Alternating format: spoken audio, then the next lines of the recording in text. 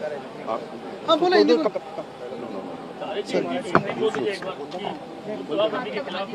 मराठी पूरा होने दे।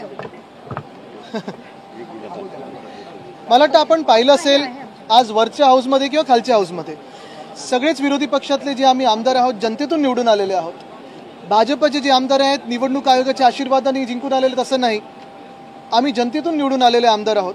आणि हे सगळं होत असताना दोन्ही हाऊसमध्ये मनमानी कारभार चालू आहे हे आपल्याला पाहायला मिळते. खालच्या देखील हाऊसमध्ये सकाळी आम्ही जो प्रश्न उपस्थित केला, काही सत्ताधारी आमदार पण होते त्याच्यात, की आम्ही सगळे विषय मांडताना मग मागण्यांवर असेल प्रस्तावावर बोलताना असेल, जर ते जे विषय आज उपस्थित केलेले आहेत त्या खात्याचे मंत्रीच बसले नसतील, सेक्रेटरीज बसले नसतील, सगळं काही टाइमपास म्हणून रेटून न्यायचं असं काम चालू असेल तर एकंदर मग बोलून फायदा तरी काय, उपयोग तरी काय, ऐकतं तरी कोण? आणि जनतेच्या प्रश्नांबद्दल गांभीर्य आहे की नाही या सरकारमध्ये हा प्रश्न उपस्थित होतो. आज आपण पाहिलं असेल आम्ही अविश्वास ठराव आणण्याचा प्रयत्न करे वरच्या हाऊसमध्ये, तिथे कसं त्यांनी कामकाज रेटून नेलेलं आहे. काल असेल आज असेल अनेक विषय आम्ही खालच्या हाऊसमध्ये म्हणजे विधानसभेत देखील मांडण्याचा प्रयत्न करत आहोत. पण गांभीर्य नसलेल्या सरकारला कोणालाही उत्तर द्यायचं नाही आहे आणि पारदर्शकता आणायची नाही आहे. अनेक प्रश्न या महाराष्ट्रात आहेत, अनेक प्रश्न उपस्थित करत आहोत. जसं आत्ताचा जर प्रश्न घेतला तर नगरविकास मंत्री ज्या शहरातून येतात त्यांच्या स्वतःच्या शहरामध्ये गेले 7 दिवस म्हणजे ठाण्यात कचरा उचललेला नाही आहे, कारण तिथे संप चालू आहे महानगरपालिकेत. कचऱ्यावर लोक तिथे हैराण झाले, त्रस्त आहेत की कचरा उचलणार तरी कोण, महापालिकेचं काम करणार तरी कोण. तरी देखील काल नगरविकास खात्याचा विषय असताना देखील तिकडचे मंत्री उपस्थित नव्हते. मुख्यमंत्र्यांच्या स्वतःच्या शहरात दंगली होतात, घडवल्या जातात, करते तरी कोण? या महाराष्ट्रामध्ये एक गट औरंगजेबाबद्दल प्रशंसा करतो, दुसरा गट अजून काहीतरी वेगळी रिॲक्शन देतो आणि कुठे ना कुठेतरी हा महाराष्ट्राचा मणिपूर बनवण्याचा प्रयत्न या सरकारकडून होत आहे. आणि आम्ही जेव्हा प्रश्न विचारतो उत्तर तर नसतात आणि ते उत्तरेला सामोरी जाण्याचं किंवा प्रश्नांना सामोरे धैर्य यांच्यात नाहीये, ताकद यांच्यात नाहीये. मला वाटतं RSSने काय म्हटलं आपण सांगा पहिलं. बरोबर ना? मग RSSला भाजपा मानते की नाही मानत हे देखील उत्तर भाजपने देणं गरजेचं आहे. कारण RSS एका विषयावर बोलते किंवा भाजप जे काही करत आहे त्याच्या बरोबर उलट RSS बोललेली आहे आणि ते RSS त्याचा मान सन्मान भाजप राखणार आहे की नाही याचं उत्तर भाजपने द्यावं.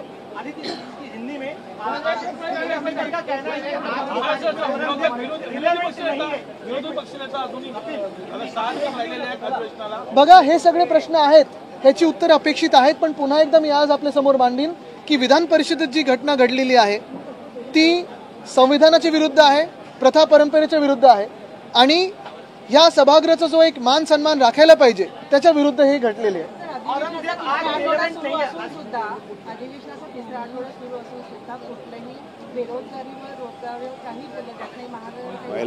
आम्ही सगळे आपण वरच्या हाऊसमध्ये पहा, खालच्या हाऊसमध्ये पहा, सगळे हेच विषय मांडतोय. पण समोर त्या त्या खात्याचे मंत्री बसलेत तरी का? उत्तर काय येतात? थातूरमातूर उत्तर येतात. काल 5 मिनिटात सगळं आटपलेलं आहे. हा विचार आपल्याला करणं गरजेचं आहे की जे सरकार आपल्या डोक्यावर बसवलेलं आहे निवडणूक आयोगाने हे जनतेचं सरकार आहे की इतिहासात काहीतरी दंगली घडवण्याचं सरकार आहे, एवढंच आपण विचार करणं गरजेचं आहे.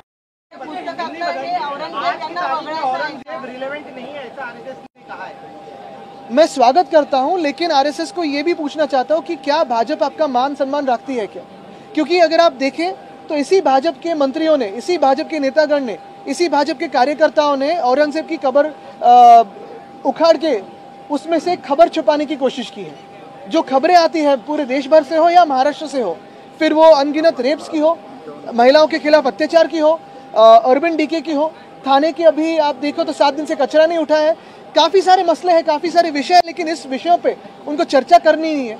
खुद की असफलता है, उस पर पर्दा डालना है और इसलिए औरंगजेब के पीछे छुप रहे हैं. वीडियो वायरल होने के बाद में क्या औरंगजेब का इतिहास खत्म करना है क्या?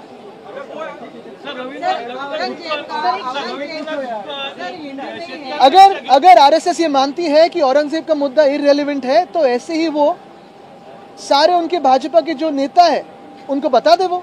और हम तो यही मानते हैं कि औरंगजेब का मुद्दा हो ही नहीं सकता है. अगर मुद्दा है, कब्र का मुद्दा है तो एक दिन में प्रधानमंत्री महोदय निकाल सकते हैं. 2 दिन पहले भी स्वयं मुख्यमंत्री महोदय गए थे दिल्ली में, मिले थे प्रधानमंत्री महोदय से. क्या उन्होंने ये विषय उनसे बात की, चर्चा की? लेकिन सिर्फ राजनीति और जो खुद की असफलता है उसी को छुपाने के लिए इसी बात पे जा रहे हैं. रविकांत तुपकर हे शेतकऱ्यांचे विविध प्रश्न घेऊन मुंबईच्या दिशेने आंदोलन करत आले. शेतकऱ्यांचे विविध प्रश्न आम्ही पण तेच विषय मांडतो ना. आज पण तेच विषय मांडलेले आहेत. खालच्या हाऊसमध्ये असेल वरच्या दोन्ही विधानसभेत आणि विधान परिषदेत आम्ही पण विषय तेच मांडतोय. पण जे सरकार लाडकी बहीण 2100 करणार होती ते कदाचित औरंगजेबाच्या बहिणीला तर 2100 द्यायला सुरू केलेलं आहे. पण आमच्या इथे लाडक्या बहिणींना 2100 मिळालेले नाहीयेत.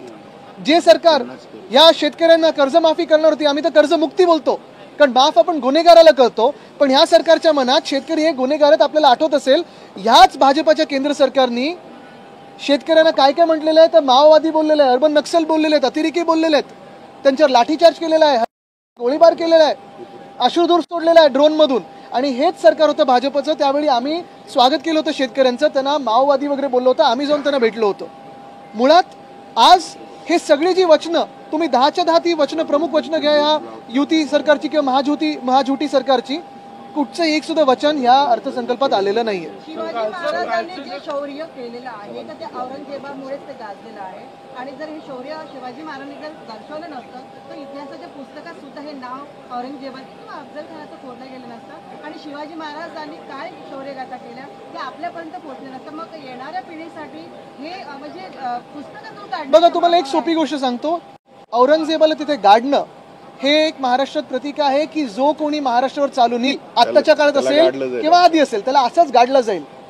भाजपला ही आठवण पुसायची ठीक आहे, तरी आमचं म्हणणं हे आहे की औरंगजेबाचं नाव या महाराष्ट्रात कोणी घेत नाही. हा विषय उखडून काढला तो भाजपने काढला. जिवंत केला औरंगजेबाला तो भाजपने केला.